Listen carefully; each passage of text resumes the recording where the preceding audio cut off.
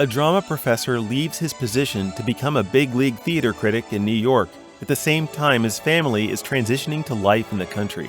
But will the new job prove to test his ability to stay grounded, even as it brings him newfound attention? That's the premise of the 1960 musical comedy Please Don't Eat the Daisies. And it's the movie we're watching this week on Movie Bones.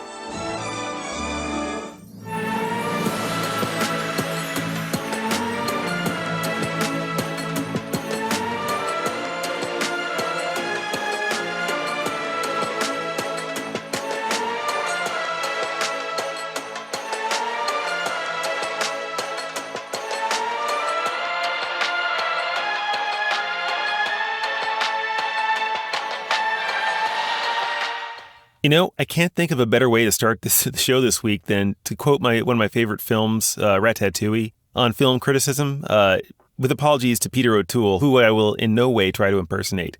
In many ways, the work of a critic is easy. We risk very little, yet enjoy a position over those who offer up their work and their selves to our judgment. We thrive on negative criticism, which is fun to write and to read, but the bitter truth we critics must face is that the grand scheme of things, the average piece of junk is probably more meaningful than our criticism designating it so.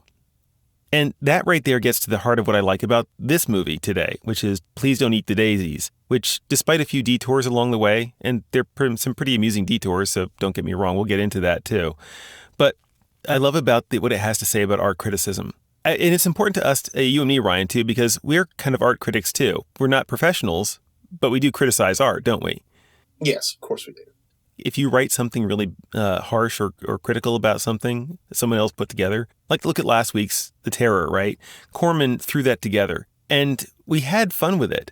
You know, it's a terrible movie. We try to strive to at least find the fun, even in the bad stuff, you know? Yeah. And so, and we're willing to go pretty far, too. I mean, I had to create a whole new category for, what was it, Seven Brides for Seven Brothers, because it had to get that bad, because to find like a moral problem with the message, I had to go right to the core of the message of the film and how it really dropped the ball on that central piece before I really, like, kill it with fire, you know. That's like as harsh as it gets for me. But it takes going that far because we go to pretty long lengths sometimes to try and find the goodness, right? You and I, we try and do that. So I put this kind of movie in a category. This movie is kind of in a different kind of category for me, but talking about that, you know, sometimes you just watch a movie because you want to have fun. That's it. The movie doesn't need to be good.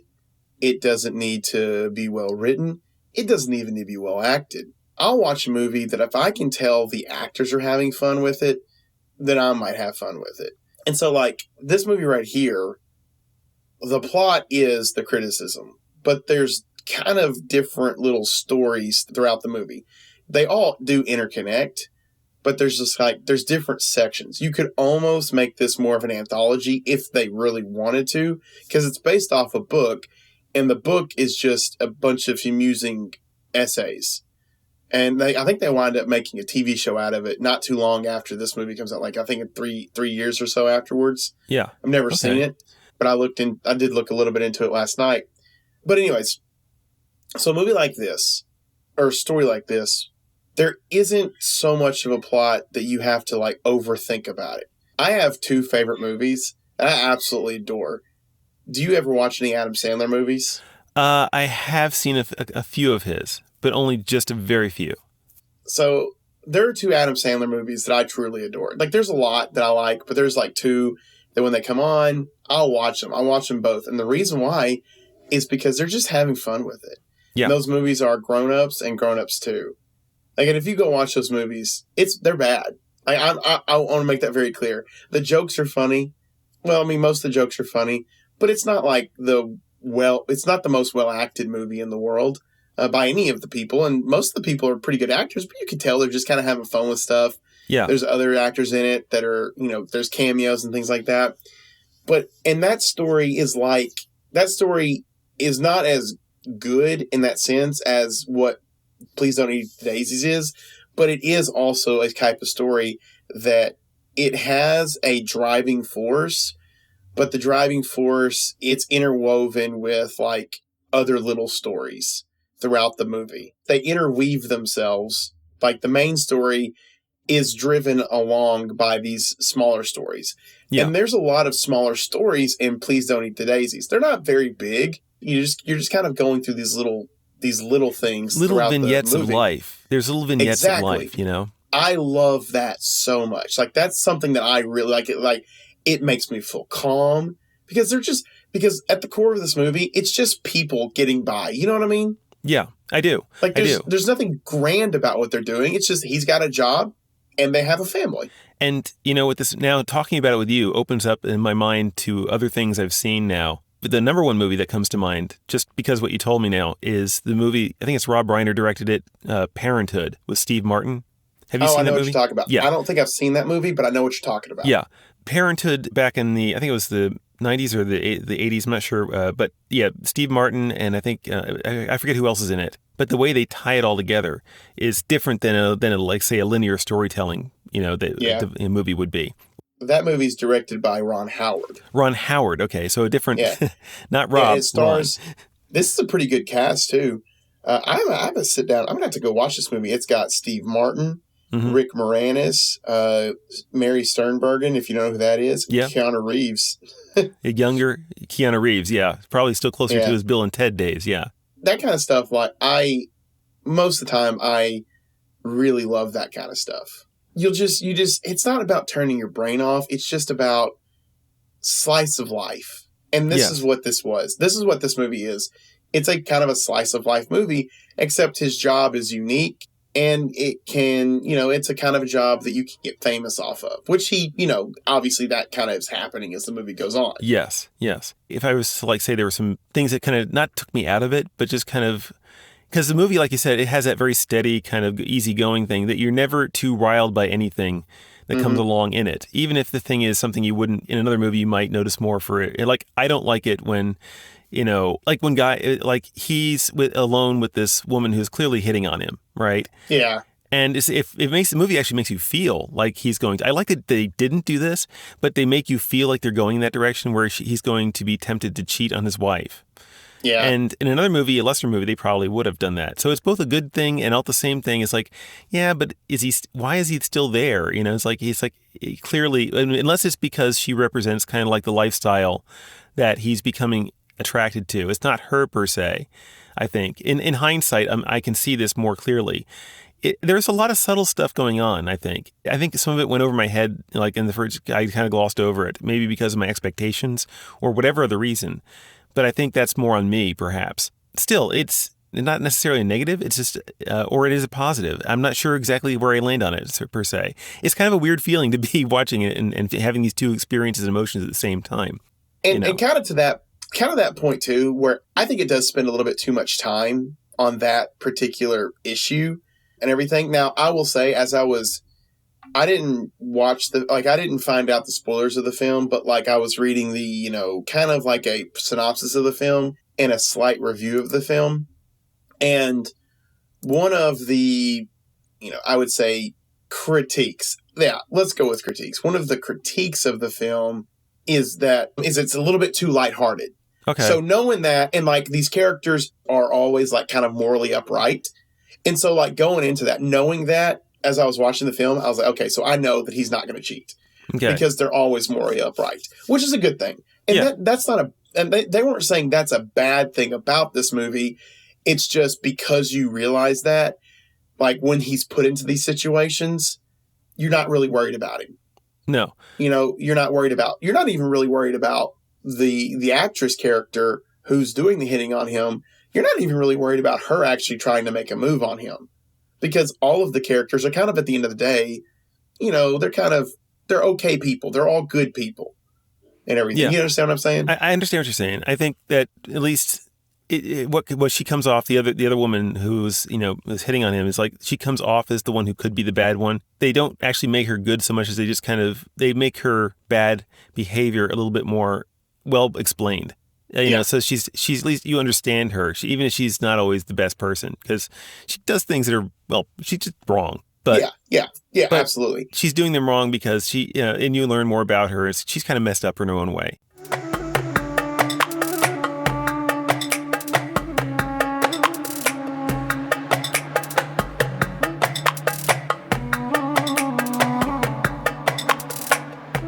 sometimes we're looking for, well, in all movies, well, all stories, we're kind of looking for the protagonist and the antagonist. I would put like the antagonist of this movie is Larry's ego. It's not an actual person. It's just kind of like his ego as it's getting stronger, and he needs the curtain to be pulled back. And in a way, we look at what his quote unquote friend, former friend is doing. And in some ways we look at that as he's like, that's wrong. But in reality, the guy's kind of helping him. You understand? You get it? Yeah, I get it. Like, he's helping him because he's trying to say to him, or he's trying to show him, like, we all make art, and you made art, and you know what art looks like and everything. And the way you just kind of rake everybody over the coals, and you have this art out there, just kind of trying to humble him. Yes. And everything. And I liked what his friend did. I kind of wish there was like a scene where they made up. Because I think that would have been nice to see. Yeah. Yeah. But, I understood. Like, I thought, like, at the end of the movie, I definitely understood what his friend was doing. And that his friend wasn't setting out to harm him. His friend was setting out to really help him. Yes. And he did it in a kind of clever way. And in fact, speaking of that cleverness, I mean, there's a lot going on under the radar with the dialogue. And I think I noticed it most, not necessarily with his friend, but with his mother-in-law. Because she does some things, and I think her daughter does this too, his wife does this too, where they use reverse psychology. Mm-hmm. You know what I'm saying? But they use it so subtly and so slyly that it actually put one over my head a few times. Like, what is she saying? Oh, wait, okay, I see. Because she gradually builds up the ridiculousness of what she's trying to say. I was just going to say, I love that first scene where that happens. I love it. It's so brilliant because you're right. You're sitting there thinking, what? Because we're using our today brains. That's what I'm saying. Like our this world, this time period brains. We've done this in other episodes where we've talked about, we don't like, because we're so conditioned to this world. And so she's doing that thing where she's just like, I'm dumb. I'm just a stay-at-home wife. I'm being selfish.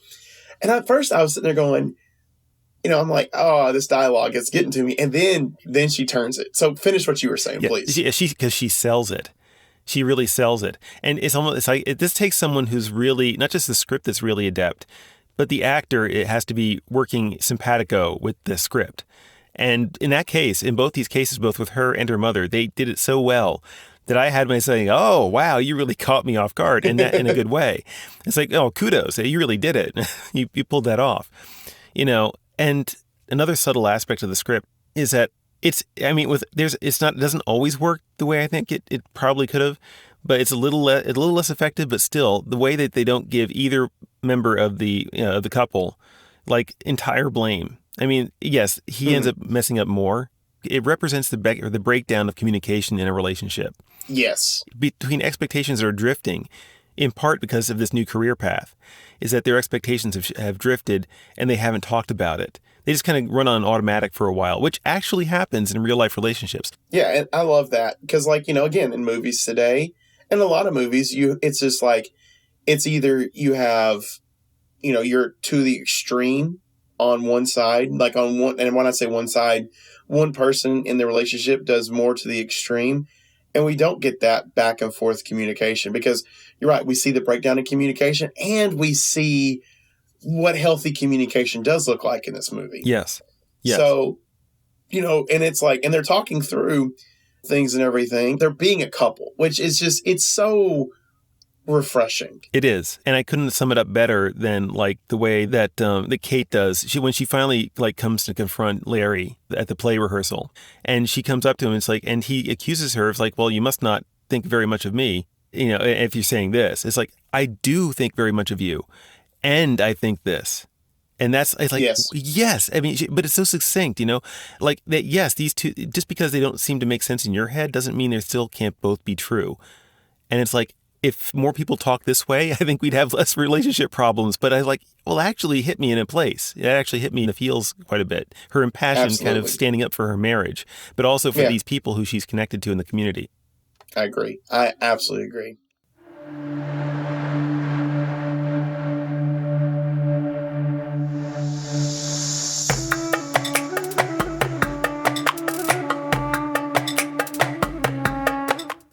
at some point we're going to have to address the fact that this is billed as a musical, at least on Tubi. Oh, sure, sure. Yeah, Tubi calls it a musical. And for me personally, I tend to veer away from musicals in general. There's a few that I really do like. It's not like an absolute forbidden thing for me. I love Les Mis and I like Phantom. But outside of a few rarities, they generally speaking, they tend to, I feel a song coming on, and like, oh boy, and my heart just sinks. But there isn't that much of it here, first of all. What there is here, there's at least one that I kind of liked, and it was short. And the others were kind of, I have to confess, I did skip through them. They didn't hit me as hard. I think there's only 2 songs in the movie.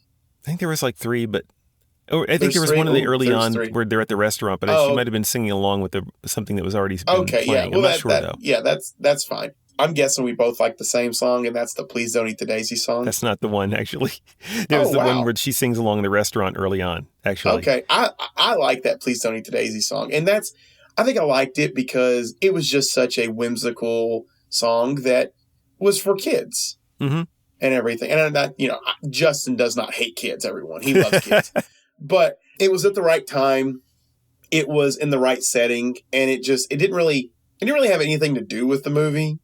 It was just showing what she's up to, like part of her day. Yes. And everything. And how she's taking care of these kids.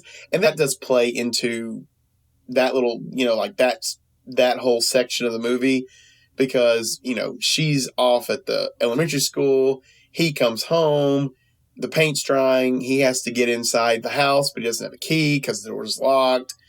And just, not shenanigans ensue from there. It's just, he's frustrated. And you want to know what? I'll tell you this right now. Not in that kind of way, but I've had those moments as another person who's married. We have those moments where yes, we do.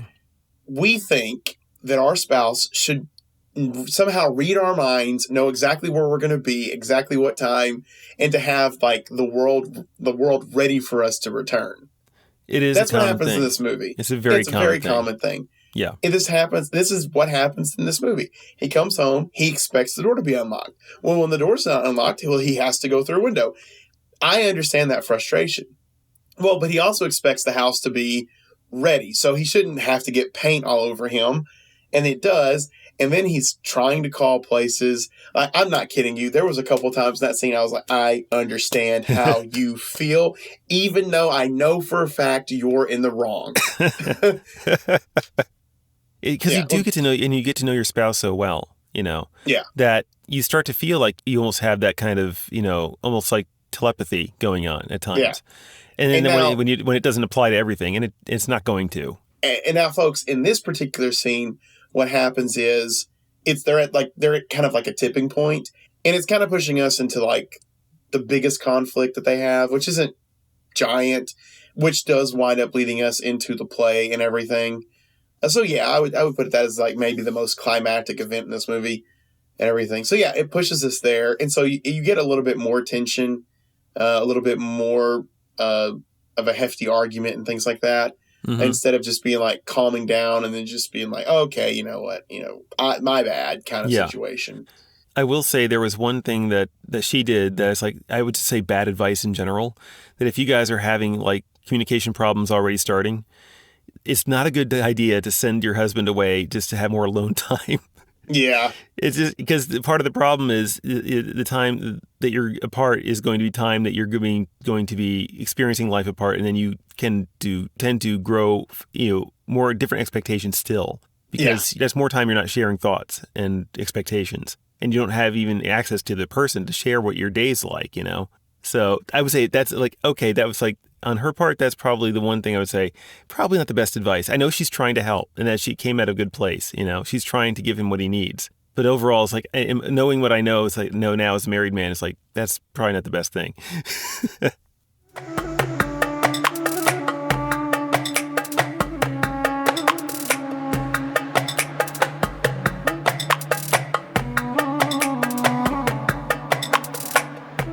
But overall, yeah, this is a good film. I mean, it's a pleasant film. I'll say that. I think that where this is going to land, time to get to verdicts now, I guess. There's good stuff here. I think whatever downsides I felt about it, they're pretty small in comparison. The goods are they're all good enough. and it actually can make you laugh or just chuckle along with it. It's a pleasant time. That said, I don't think I'll probably be watching this like super often. It's one that I'll come back to, but it's a pleasant museum trip for me. So that's where it's going. And it's going in the museum for me. How about you, man? You know what? After talking about it, I'm going to knock it up one. I'm going to give it a trust me. And I want to talk about kind of one of the imperfections of this movie. It's a trust me. I would have it in my collection if I had a collection. I'd watch it every now and then when I'm feeling like, when I kind of want something like that. My biggest problem with this movie, and it's not that I wanted it to end, but like, I felt like we were over halfway through the film, and then I had to pause it for a second, and I was like, it was not very far into the film at all, and I was like, wow, it feels longer at times than it maybe should feel. That doesn't mean it's bad, but I do think sometimes that can make you want to, it can make you want the movie to kind of be over with, so there's that kind of imperfection to it. But after talking about this, I would have said earlier belongs in a museum, but just after this conversation, I gotta give it a trust me, because it's such a good eye-opener of what it's like to be in a relationship, a healthy relationship, where we can fall, where one person can do good and one person can do bad, and then vice versa. And and this movie does also do a really good tie-up of what criticism is and how criticism shouldn't stifle art. Right. Because his big issue in this film, but that he does, like his ego stifles art from happening. Yeah. And that's what actually wakes him up, is when Joe tells him. And that's why I was wondering when Joe's going to come back into the story, because he feels like an accessory early on. But when he comes back, at the end, it's like, you were right. I gave up all that stuff. He says, wait, you gave up? No, it was a good idea. You should keep writing. And it's like, and he realizes then it's like, this is the effect that a critic who gets overly harsh can have, right? Is that they can actually beat the creativity out of the people they're trying to. And this goes to, and just to wrap up, I'm going to bring this full circle now, is that when I started the show with the Ratatouille quote, I'm going to come back to that, because the rest of that talks about what the positive role that critics have in society, and that is to defend the new. That the new whatever is new, it often doesn't have friends. It's often looked down upon. But the critic has a chance to find the good in the new and to highlight it and to show it for what it really is. And that more people get to see it and share in the goodness that they never would have enjoyed otherwise. And that, to me, this movie doesn't cover that, because the criticism angle is a vehicle for the other relationship stuff, whereas in Ratatouille, the theme is the bigger piece in that movie. So, but still comes back to that. I love films about, that tackle the idea of film criticism or just art criticism in general. That kept me going in the film too. Now's the time when we'd like to remind the listening audience out there that if you're having fun watching these movies alongside us and hearing our reactions, please do like, subscribe, comment, and of course, follow us on your podcast purveyor of choice. And on that note, Ryan, what do we have for next week? Next week, folks, we have a 1966 Italian. And when we say Italian, that very likely means that most of the people in the movie are going to be dubbed over. Yes. There's going to be like one American dude. Although I did look a quick glance through this cast, and I did not actually see an recognizable American name yet. So, snap. This might be a pure Italian film. 1966 Italian sci-fi film, War Between the Planets. Planets. Pigs in space. Starring nobody that either of us has ever seen before, and directed by some guy neither of us has ever heard of before. So, yeah, it looks like good schlocky fun. So, anyway, Ryan, I guess that's it. And folks out there, I guess we'll see you next week. And Ryan, I'll see you next week. See you next week. All right, folks. Bye-bye.